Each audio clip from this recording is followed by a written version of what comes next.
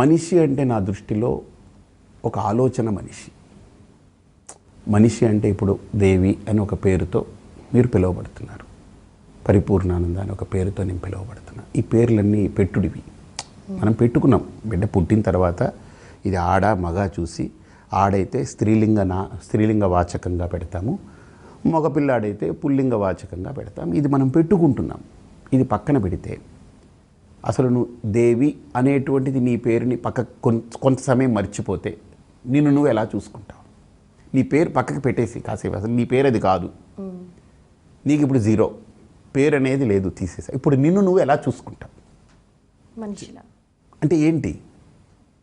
ఇప్పుడు నేను పరిపూర్ణానంద అనేది నేను మర్చిపోయాను, నాకు ఎవరు నేను తెలియట్లేదు, మర్చిపోయాను అనుకుంటా. ఇప్పుడు నాకు ఇప్పుడు ఏమిటి ఉంటుంది అంటే నా ఆలోచనే నేనవుతాను. కానీ నా పేరు గుర్తున్నంత వరకు నా ఆలోచనలని కూడా నా పేరు డామినేట్ చేస్తూ ఉంటుంది. నేను పరిపూర్ణానంది, నేను పరిపూర్ణానంది, నేను పరిపూర్ణానందిని. కాబట్టి పరిపూర్ణానంద అంటే ఏంటి? స్వామీజీ ఈ బట్ట కట్టాలి, ఇవన్నీ వస్తాయి. అసలు నేను పరిపూర్ణానందాన్ని మర్చిపోయాను అనుకో, అసలు నాకు తెలియట్లేదు అనుకో, ఏ బట్టైనా కట్టుకుంటాను, ఏదో తింటాను, ఎక్కడికో వెళ్తాను, వస్తాను, పోతుంటాను, వస్తుంటాను, అప్పుడు ఏదో జరిగిపోతూ ఉంటుంది. కానీ పరిపూర్ణానంద అన్న పేరుని నేను గుర్తుంచుకున్నంత వరకు పరిపూర్ణానందగా బ్రతకడానికి నేను ప్రయత్నం చేస్తూ ఉంటాను. అర్థమైందా? ఇది పేరుతో వచ్చినటువంటి బేజారిది. మానవ సంబంధాలు కూడా చెప్తున్నాను, ఇది ఒక్కొక్క స్టెప్ చెప్తాను. అలాగనే ఇప్పుడు ఏ వ్యక్తి అయినా సరే తన పేరుని కాసేపు ఒకరోజు తన పేరుని పక్కన పెట్టేమను, పేరు అనేది నాకు లేదు, నాకు పేరు లేదు అనుకోమను, అసలు వాడు ఏమిటో స్టాండ్ స్టిల్ అయిపోతాడు, స్తబ్దుడైపోతాడు.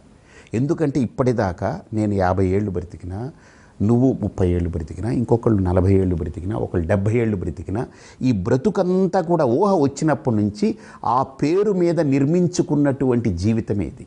ఆ పేరు చుట్టూ తిరిగింది ఈ జీవితం అంతా.